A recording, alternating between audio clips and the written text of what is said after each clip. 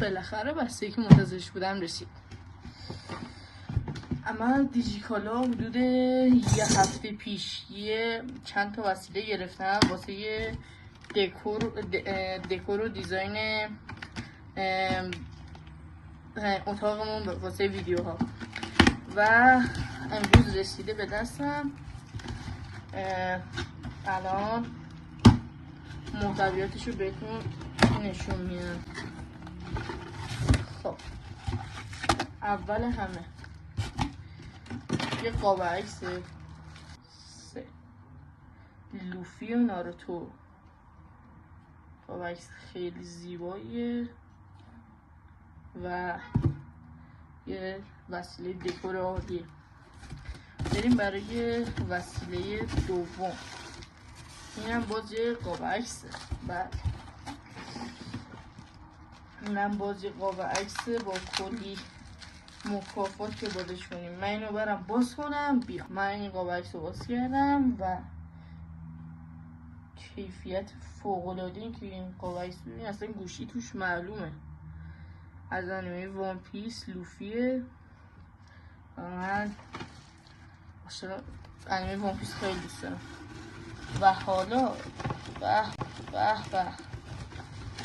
سیم و استکاریا فانکو پاپ. این یه دونشه. این بازش کنم. این برم پایین بازش کنم.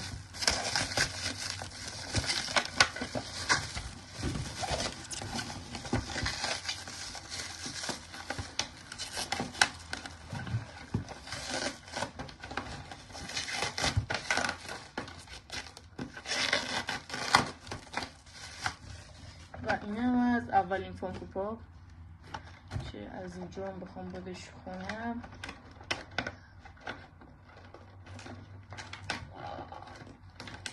یه لحظه باشیم. خب بهتره باز شد. میذاریم کنار. و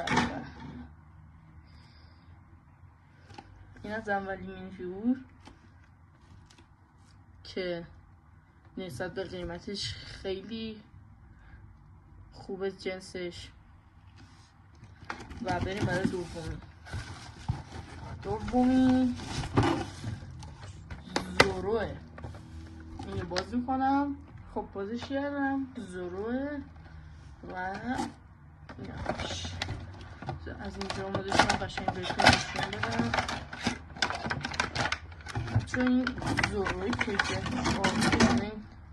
شمشیراش که خم شده رو باز در بیارم. اینم از زورو. خیلی خوشگله زوروش. حالا این شمشیرش صافونی بهترم میشه. و بعدی هم لوفیه. اینم باز میکنم و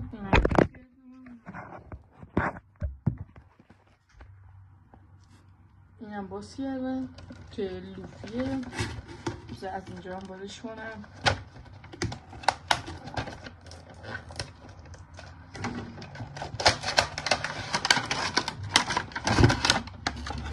چون لوفی کیفیتش همشون بهتره. اینم از بعدیش. همه مینیفیگور میرم. زورو، لوفی و این از سه تا فانکو پاپمون با اون دوتا تابلوه و آخرین چیزی که سفارش دادم. این خب میپرسین این چیه؟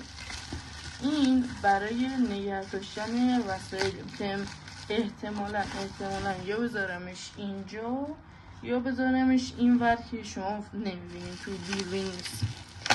بازش کنم اینجوریه. این یکم چون کثیف کاری داره بازش کنم. بچه اینم این شیشه بود که بعد بزنمش به دیوار. این بود از پارت اول درست کردن اتاقمون و تا پارت دیگه خدا نگهدار.